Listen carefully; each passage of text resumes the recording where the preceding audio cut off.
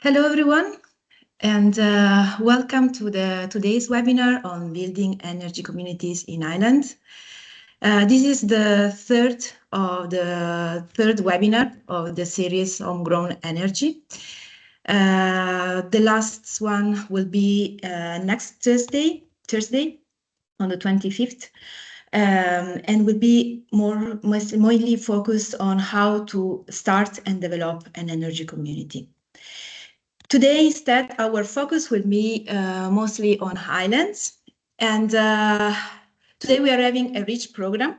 So after the kind opening of Noel Formosa, EU Covenant of Mayors Ambassador for Malta, we will hear from three speakers who will share experience, insights, and practical approach related to the development of energy community in island context.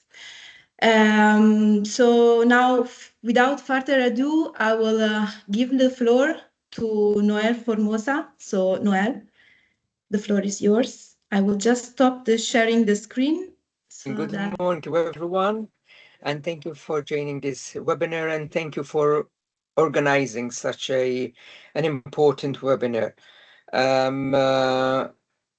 I think the Covenant of the Mayors is one of the most important tools that the mayors and the local councils can use in their respective towns and cities. So, as you said, I am Noel Formosa, the mayor of San Lorenzo and Gozo, Malta. I'm also a member of the European Committee of the Regions, and also I am one of the main the main cities that I move on the covenant of the mayors.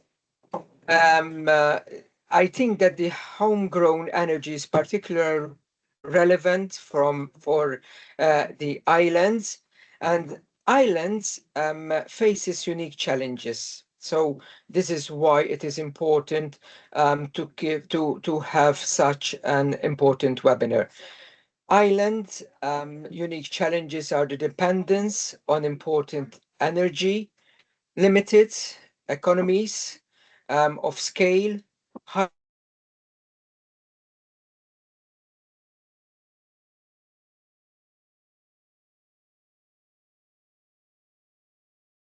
costs, we lost you. In order to strong community engagement,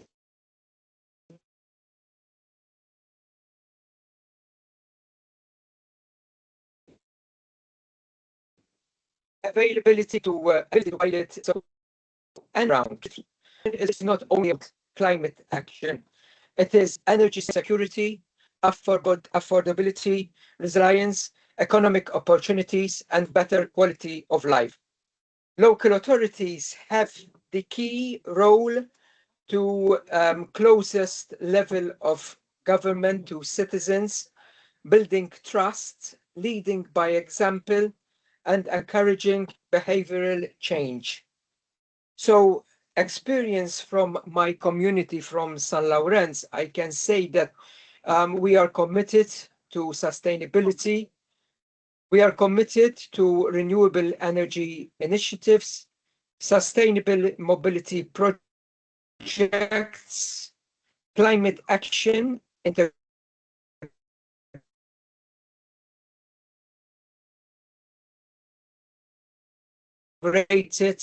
in so in my opinion, and even from my experience, I can say that by sharing best practices, so the Covenant of Mayors, as I already told you, it's an important tool because we can share practices, we learn from each other, and turning European objectives into local actions. Local councils and cities are important because it is where what we think the objectives can be as local actions. And what we try to do is that we involve our community to be as active as much as possible. So from the European perspectives, I believe that islands should not be an afterthought, and that is very important, especially after the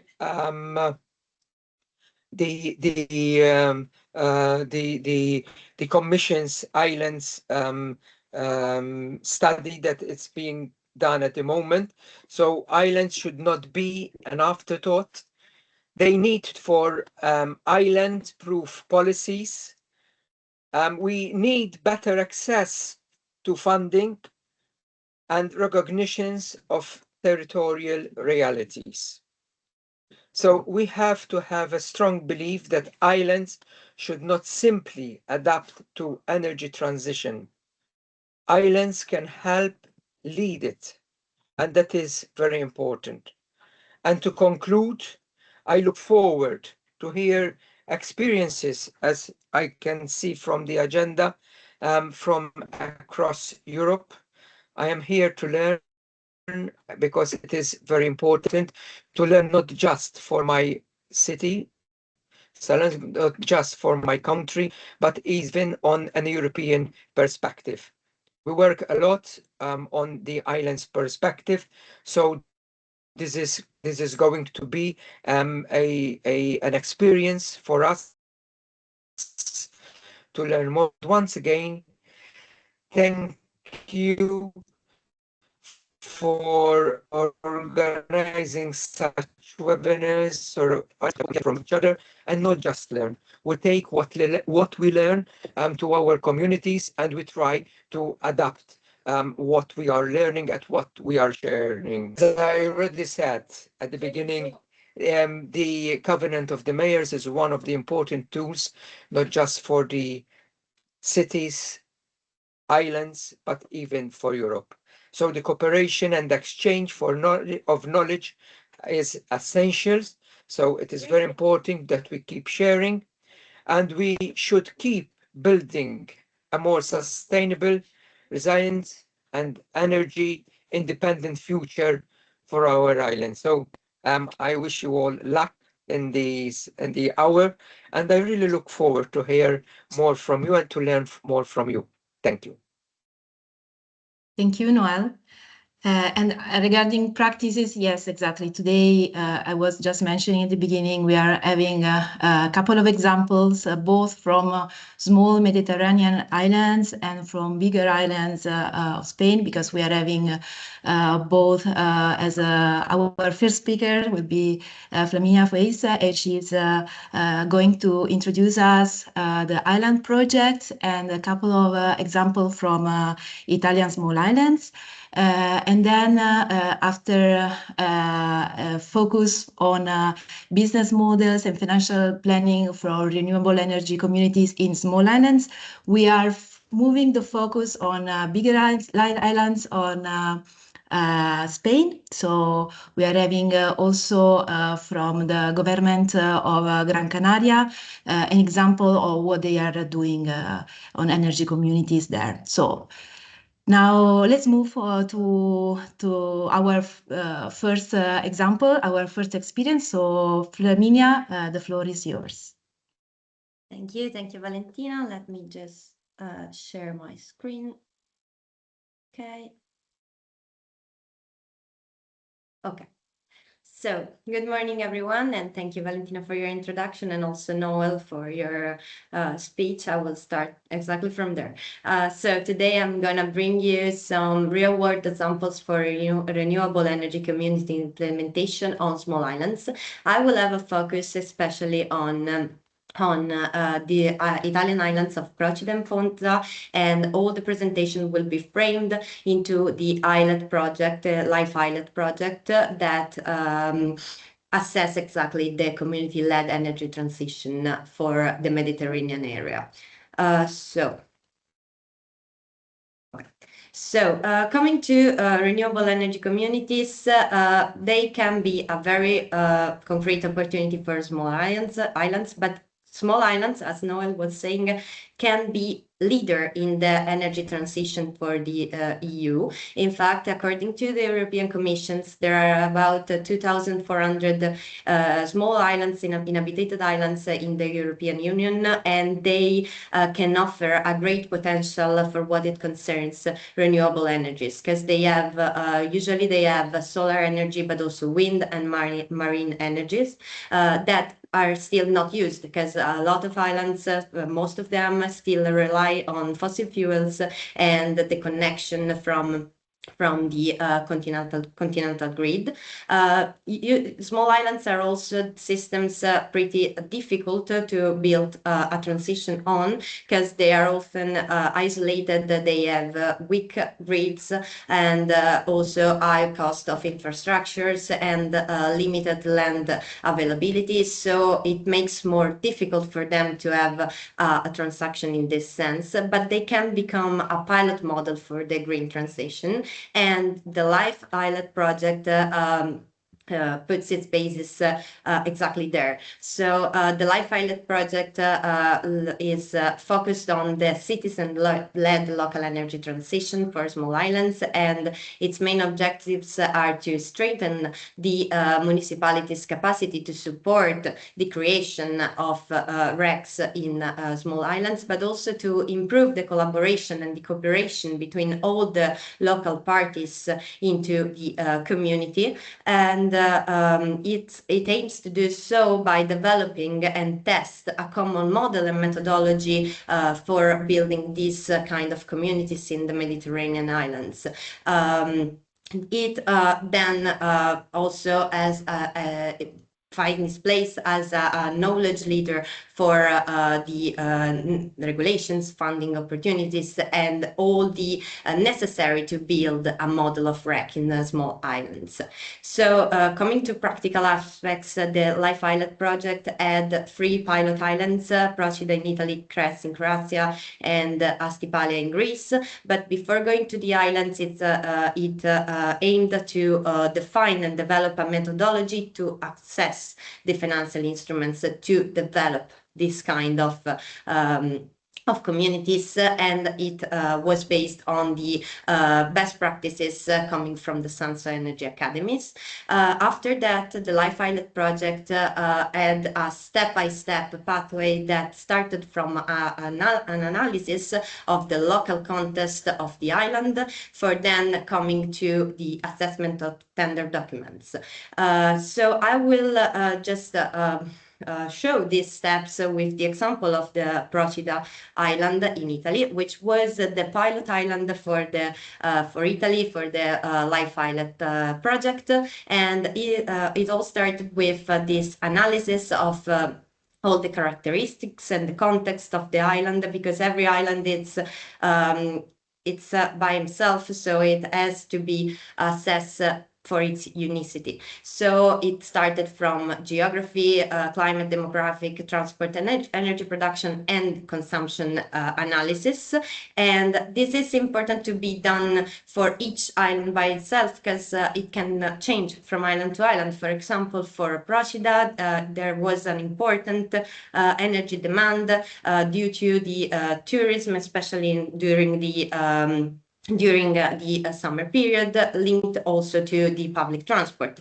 But the land for the building of renewable grid was limited, so this problem has to be faced, in particular in Procida. So the first step after the analysis, so the second step was to make a stakeholder mapping, which wasn't just a list of all the actors that can be involved in the development of the RECs, but was also a moment for the local and regional authorities to launch events, to inform the citizens, stakeholders, associations, and to create engagement and to find out who could have done what for the creation of the REC community.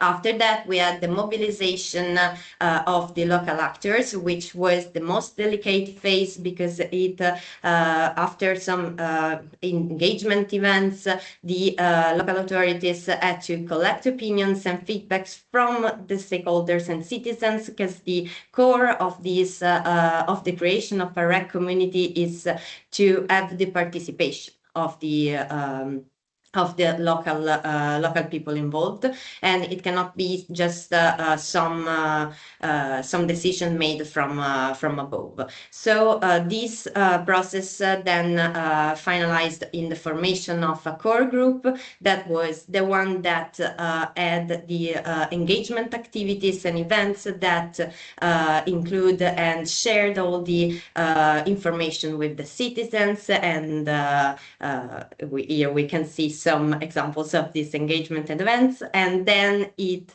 finalized with the final signature and the registration as the statute, because as I was saying, the ISLET project has this methodological method that arrives from the analysis of the local context into the final and legal decision, the final decision. So this was the moment where we had the possibility for coming from the from a project to a real institution. But after that, the question is, can this model be replicated? And one of the main objectives of the Life ISLET project was exactly that. It was assessed that the free pilots, after testing in the free pilot islands, the model had to be replicated into 4 test islands. It was important at this point to find out the best practices that could be replicated, but also to analyze every single island in the test islands to find out what could be the similarities that could be worked on. I would proceed with the Ponza Island, which was the test island for the ISLET project. And as for Procida Island, also for Ponza, there had been a local analysis of the territory and the context, and this was the part where we could find all the similarities and all the problems that could be assessed and that could be like phase 2 as it was in Procida. So it was a very important part, because every island, as I said, it's unique, so it has to be specific for them. After that, we also had the stakeholder mapping and engagement also in Ponza with the model of the Procida Island. Flaminia, you are muted.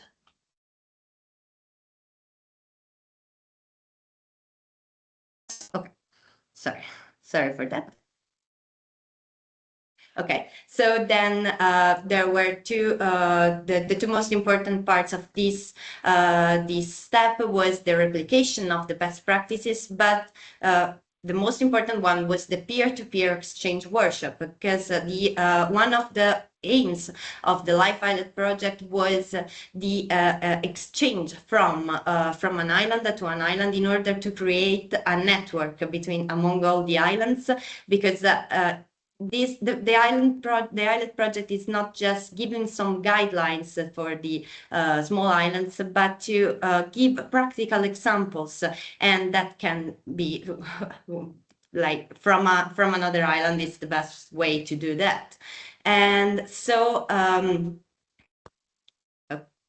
okay, so coming to my conclusion, the experiences in Procida and Ponza show that it is possible to build a REC community model in an island and then replicate it across other islands, but we have to take in mind that this has not to be a copy, but just an adjustment of the model itself. So it has to be a methodology. The renewable energy communities can provide the social, environmental, and economic benefits for small islands, but small islands themselves can be living laboratories and can be leader in the EU energy transition, even if there are still some technical challenges that has to be addressed. But I think that experiences developed during the ISLET project, and especially in Procida and Ponza, shows that if there is a strong cooperation between the municipalities and citizens and the other actors involved, there could be a success in this sense. Thank you very much for your attention. Thank you, Flaminia. And I just forgot to mention that if you have any question for Flaminia, just put it in the chat, and we will take all the questions at the end of the speaker, so that we can have an overall discussion on the intervention we had today. So now we move to our second speaker, Vasilis Eftimiou from the Athens University of Economics and Business, and he will discuss business models and financial planning for renewable energy communities, with a particular focus on the opportunities and challenges faced by small islands. So Vasilis, yeah, I saw that you already shared the screen.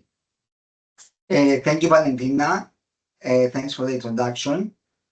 So I will cover some of the parts that have been elaborated in the deliverables in the ISLET program.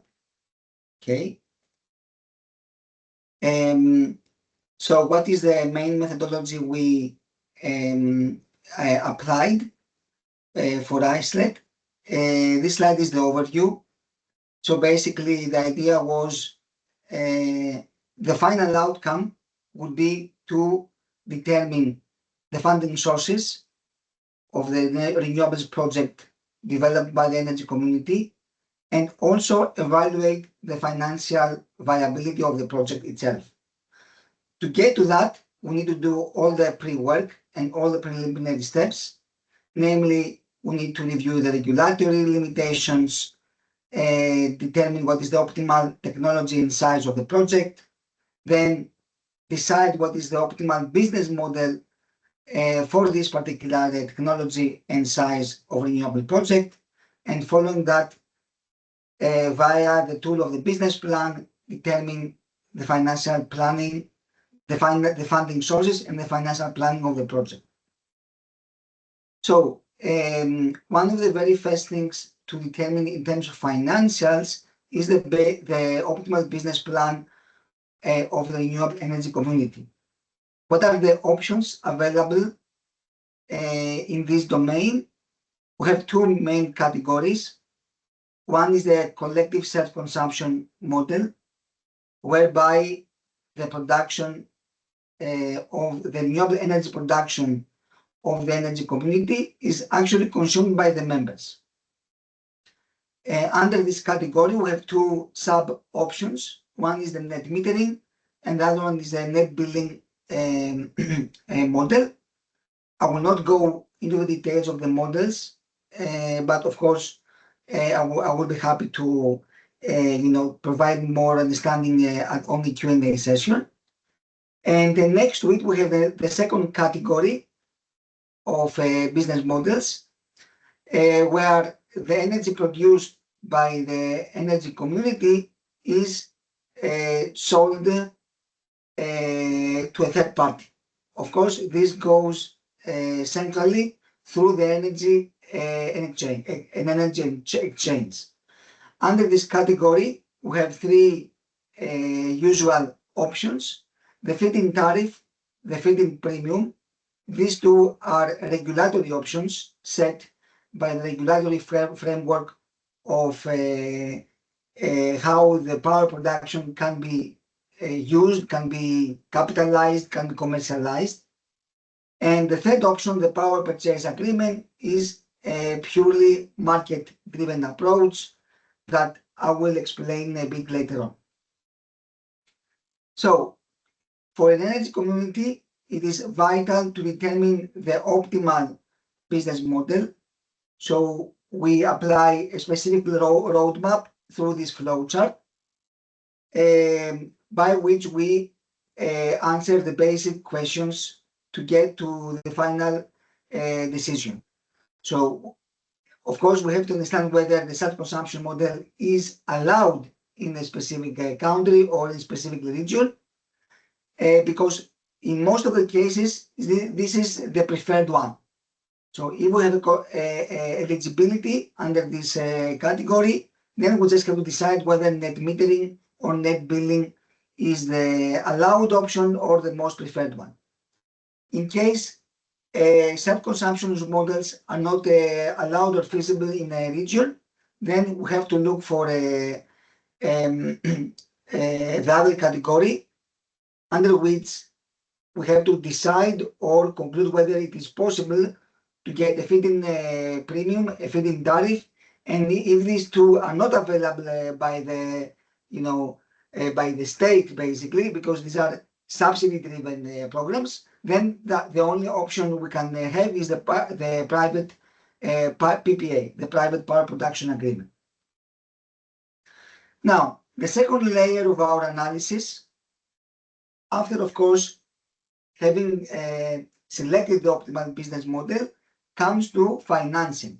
How are we going to finance a solar PV park, a small wind park, or solar parks on rooftops?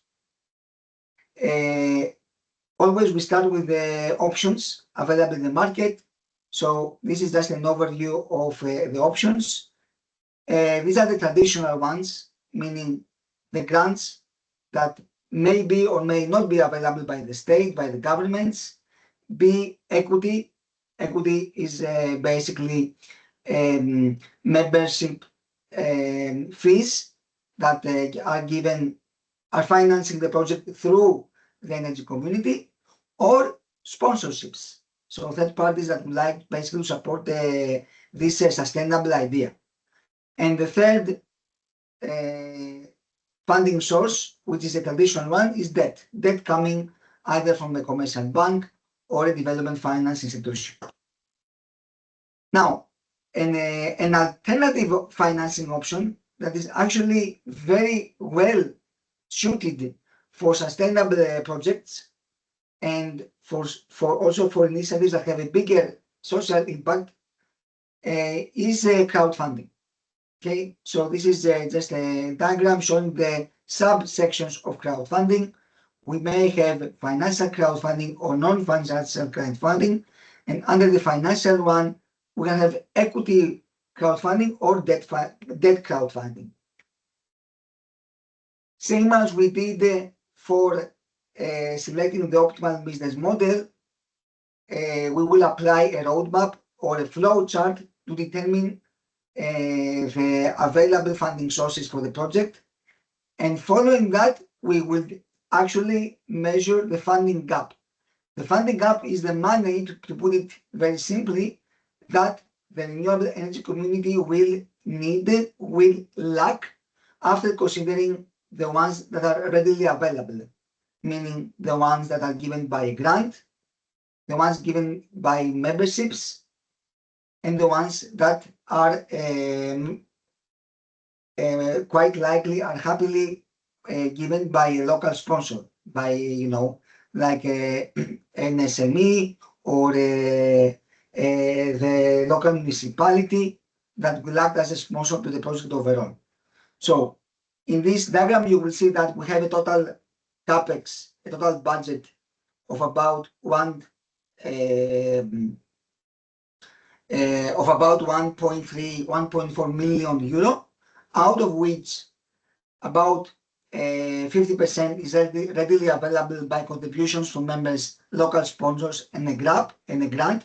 So the remainder, about 650,000 euro, is the funding gap that will need to be sourced from alternative options, and this usually comes from crowdfunding or debt finance. Now, we move to the second part of our presentation, which is the financial planning, which is absolutely vital for structuring the funding sources and also evaluating whether the project can pass the financial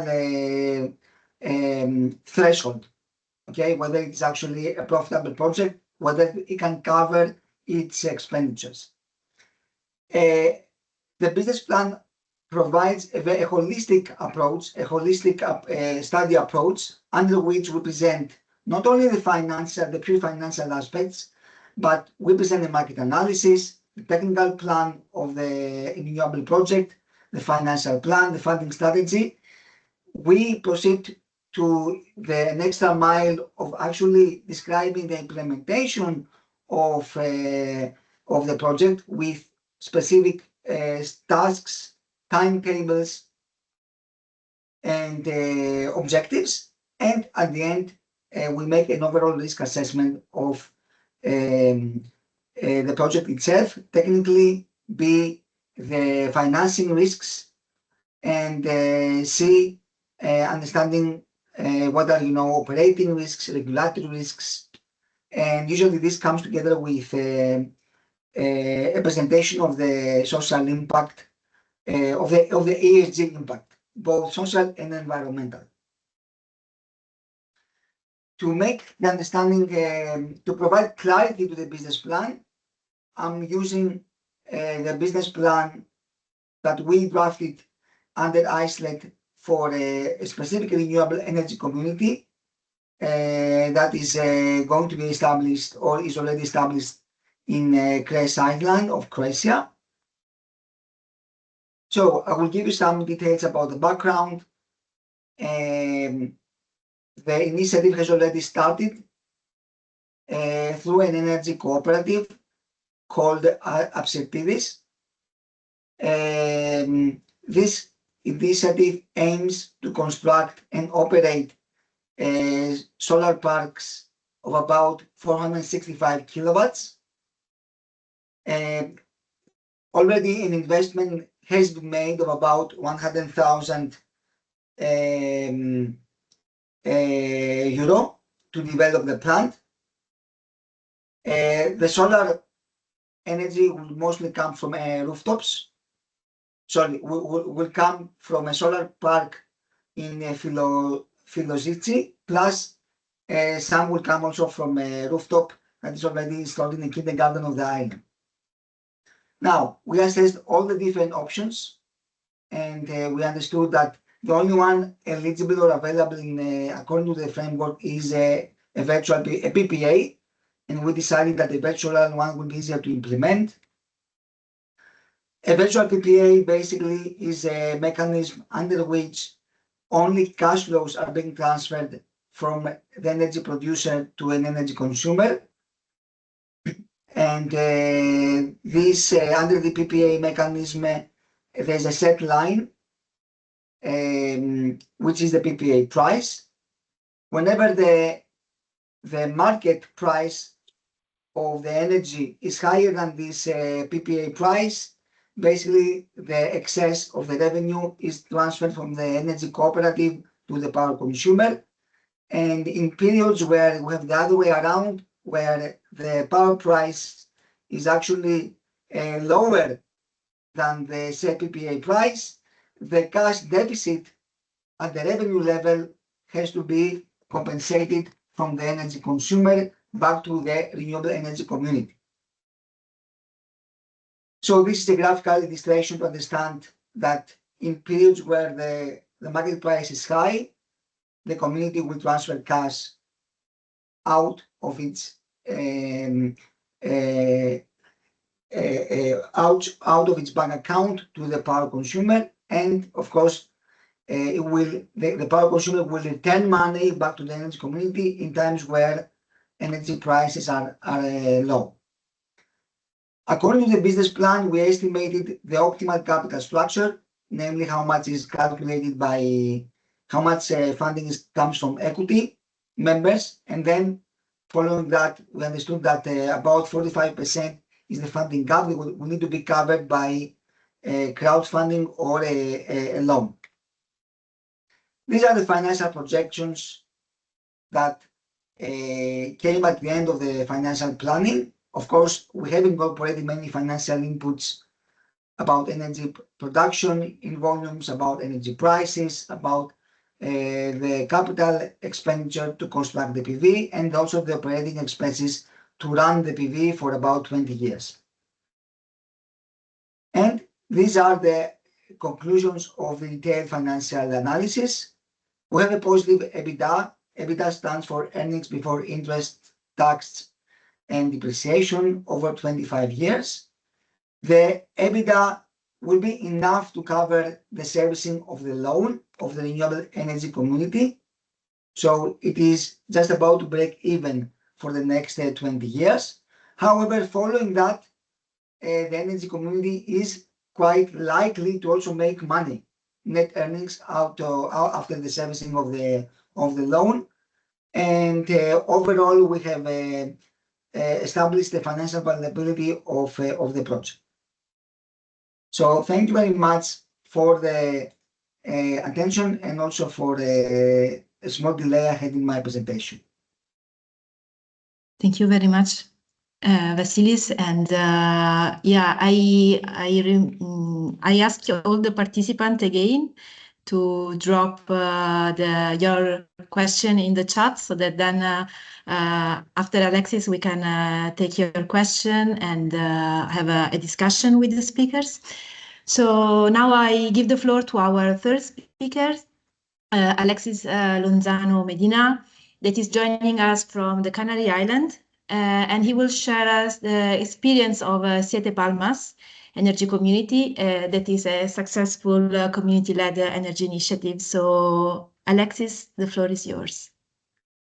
Hello, good morning, everyone. My name is Alexis Lozano, Director of Energy and Climate of Gran Canaria, and Director General of the Gran Canaria Energy Agency. Thank you very much, Governor of Mayo, for the invitation and for organizing this webinar. Today, I would like to share the experience of Gran Canaria in developing energy communities, explain some of the challenges that island territories face in the energy transition, and present the case of Siete Palmas Energy Community. Before discussing energy community, it's important to understand our context. The Canary Islands are composed of 5 isolated electric systems with very limited interconnection. Unlike continental Europe, we cannot rely on large interconnected networks to balance generation and demand. Electricity demand is close to 9 terawatt-hours per year, while renewable energy currently covers only around 21% of electric consumption. As a result, electricity generation costs are between 2 or 3 times higher than in the mainland island. Carbon intensity is also significantly higher, almost 95% above mainland Spain. For Iceland, the energy transition is therefore not only an environmental challenge, but also an economic necessity. The Gran Canaria has excellent renewable energy resources. However, our challenge today is no longer installing renewables energy capacity. The challenge is integration. In 2025, renewable generation was limited during 37.5% of the year due to the grid stability requirements, and approximately 20% of renewable energy generated had to be curtailed. To overcome this limitation, we focus on 3 strategic pillars: energy storage, demand flexibility, and citizen participation through energy communities. Despite this challenge, Iceland also offers tremendous opportunities. Gran Canaria enjoys one of the highest solar irradiation levels in Europe. We have excellent onshore and offshore wind resources, geothermal potential, and favorable conditions for distributed generation. Energy communities allow us to link local generation with local consumption, reduce bills, lower emissions, and increase energy sovereignty. When we started working on energy communities, we identified several barriers. There was little previous experience with collecting energy projects. Citizens' leadership and organization were limited. Many residents and a small company lacked the technical capacity and time needed to develop projects themselves. A strong institutional support was required.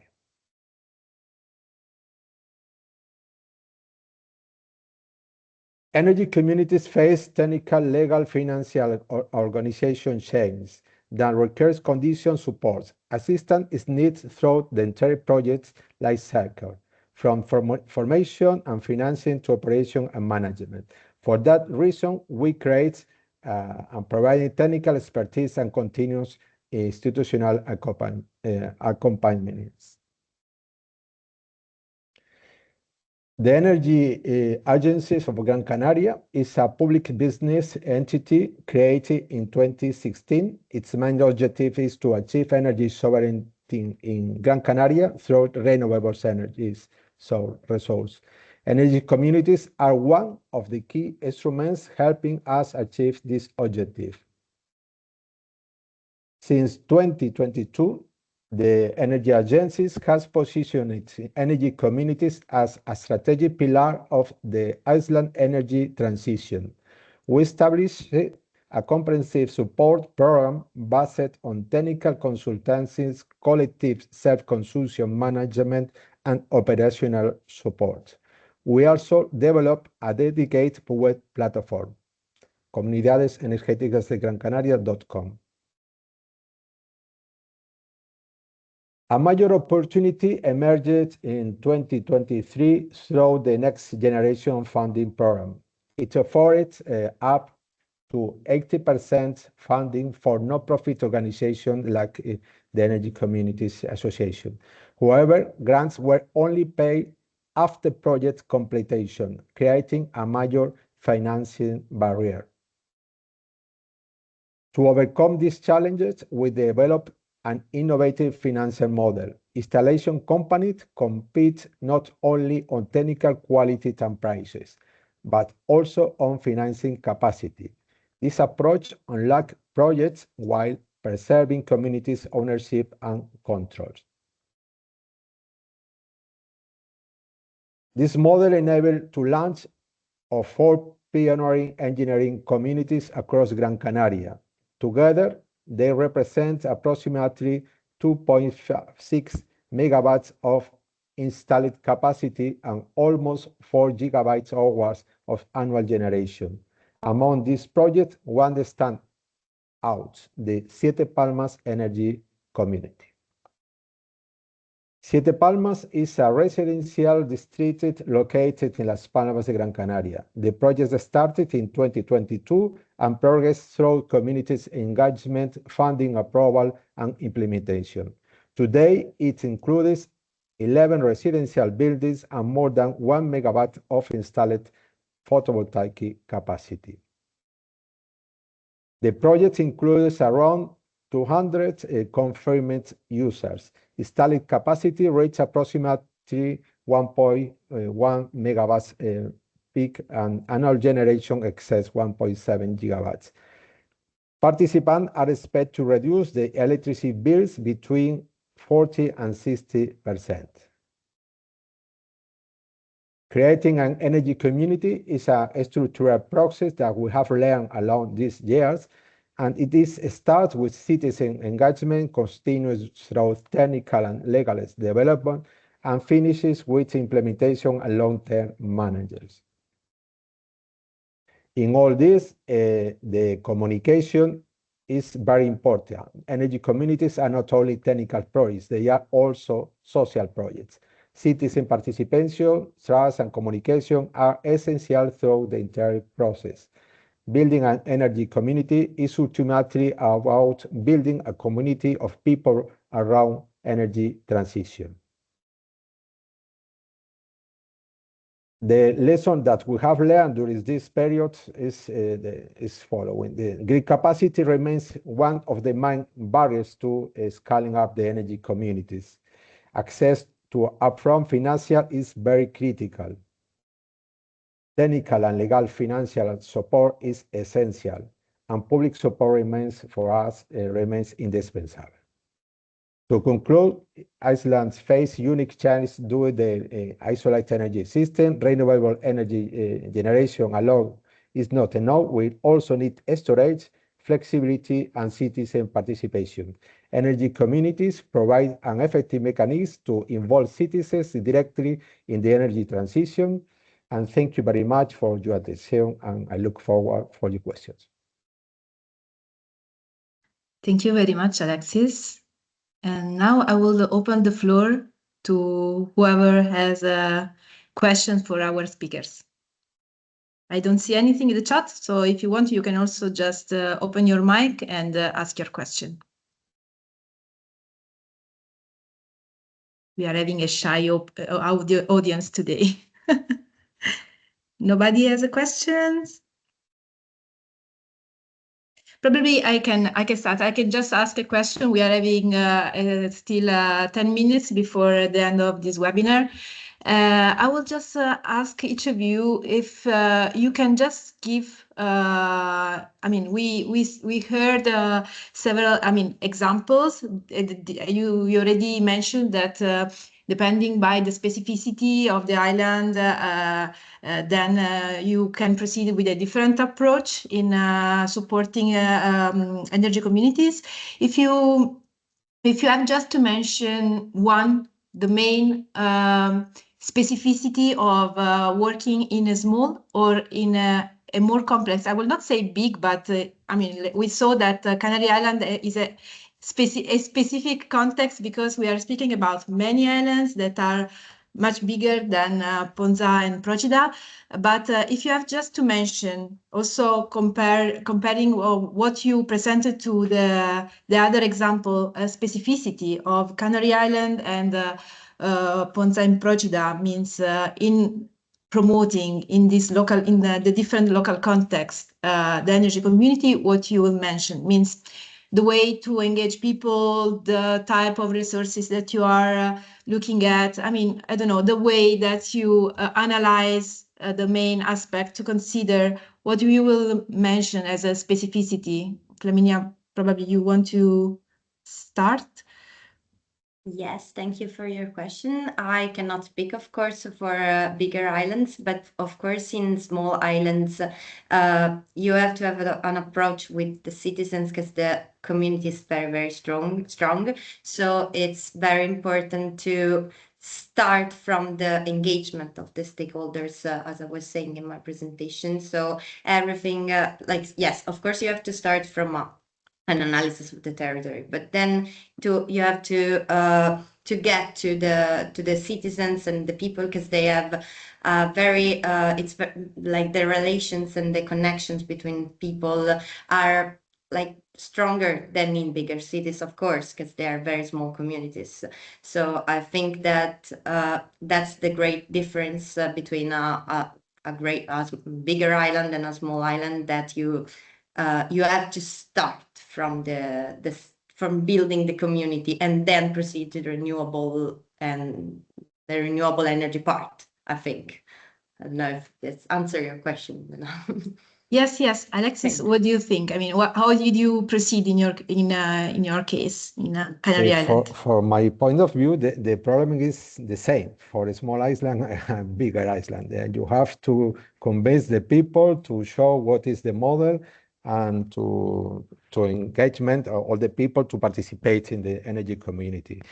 For me, the problem is after the administrative, after the statute, after all of that, when you decide to promote an energy community, you have the people, you have all the information, the model, but you need to do. That for me, that is the biggest step that the energy community have to start, because after that you can believe what is an energy community. If you never start with this, you can not export the model to other place. And that is our intention in this project, that I recognize that is have a very big funding. That is how we can do this project without the citizens. They don't put money. They only pay for the use of the powers of the energy community, around 100 euros per year per kilowatt. And that is a model that we can achieve for the funding for the European funds. If we don't have that, it's very difficult. I don't know energy communities in the Canaries, and I think in Spain, that can start without helping, because the financial model is not for to gain money from this system. You don't sell energy to the market, and we don't believe that we can do without money. After that, for example, in Sete Palmas, the next project we can do without funding, because we have now a basic money for to creating new projects. Yeah, and probably just to complement what you are just saying, and just to be clear, also we received one question from the audience. They are asking if these renewable energy communities are initiated by citizens themselves or by municipalities, or hybrid. So what was the process in both cases? Because this is also quite important, also considering this type of webinars that we are having these days, means that, of course, we are focusing on the role that local authorities can have, but we can have different type of initiation, let's say, of energy communities. So they can start from the citizens or led by the municipalities. So what was your cases? Alexis, maybe you want to start this time. Yes, in our case, the first communities in 2022 was impulsed from the government, because nobody know what is energy communities. Now we have people and citizens that call us to inform about energy communities and to create. Next week we have a meeting with a group of citizens, around 200 people, that they have meeting together, and they want to impulse along an energy community. They want to know information, how to do, what funds, but they started, in the case, the process. We put the initial point to start, and now the people know what is energy community, and they are starting to work along. Great. Yeah, thanks. Flaminia, in your case?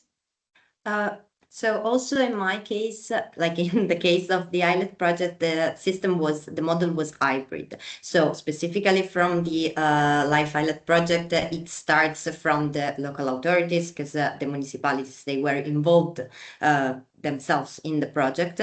So it wasn't the citizens to approach for and to provide some, okay, I want to do this. But then the project has the aim of spreading knowledge and create a network between the islands in order to have then citizens-led proposals for other renewable energy communities. So the Life ISLET was hybrid, and it started as a co-governance form where the citizens, they were members and also members of the energy community, but they were not the one that initiated it. But after this, also in the case of Procida, it was there were some workshops also to inform the citizens, and so then also the citizens can like provide some ideas for starting it. So it's going in that way. Yeah, sure. Thank you. We are also having another question from Paula. She's asking, I'm wondering how long did it take to sign the CRES virtual PPA? Are all members of energy community under the same energy provider? And if I understand correctly, here the energy community is the producer. If there is a public entity as a member of energy community, did you have a public procurement process of signing a PPA?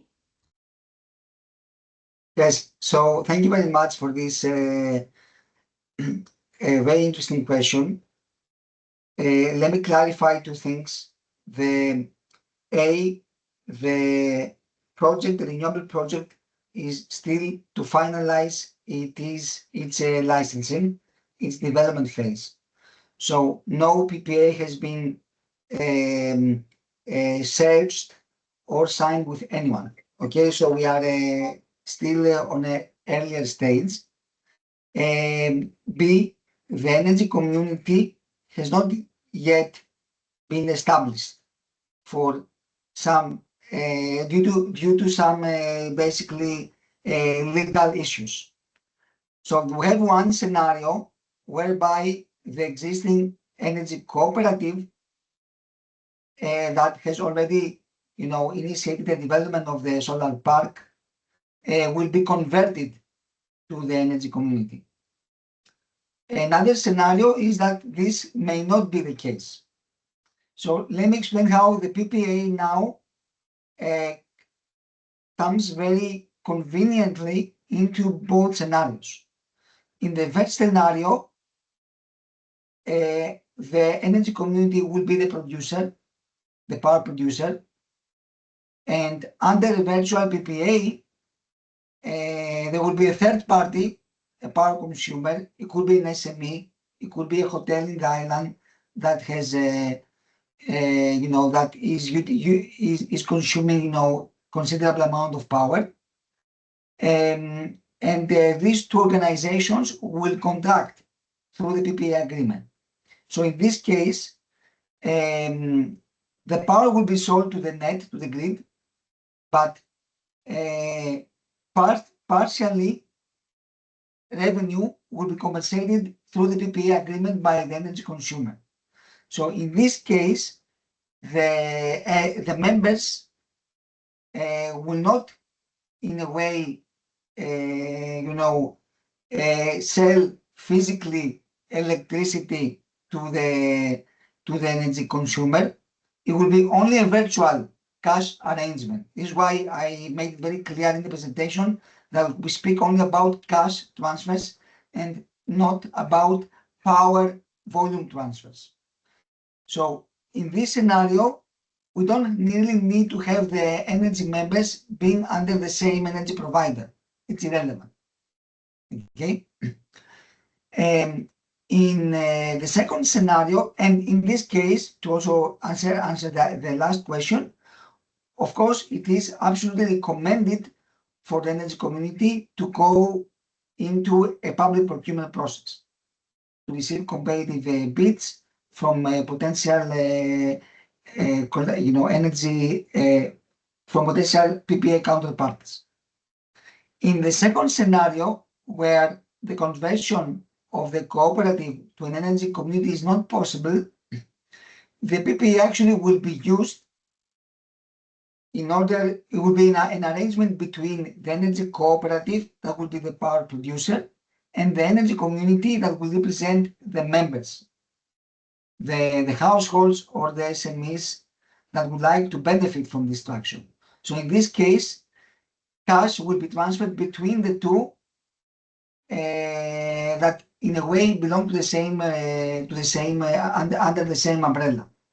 So in this case, we actually use the PPA to send money from the power production organization to the benefit of the energy community members.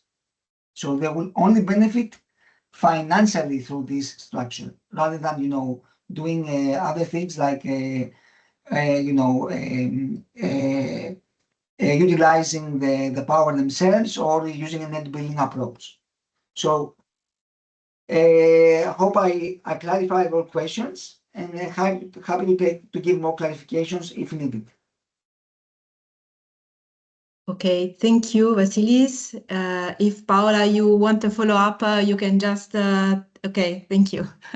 She just replied.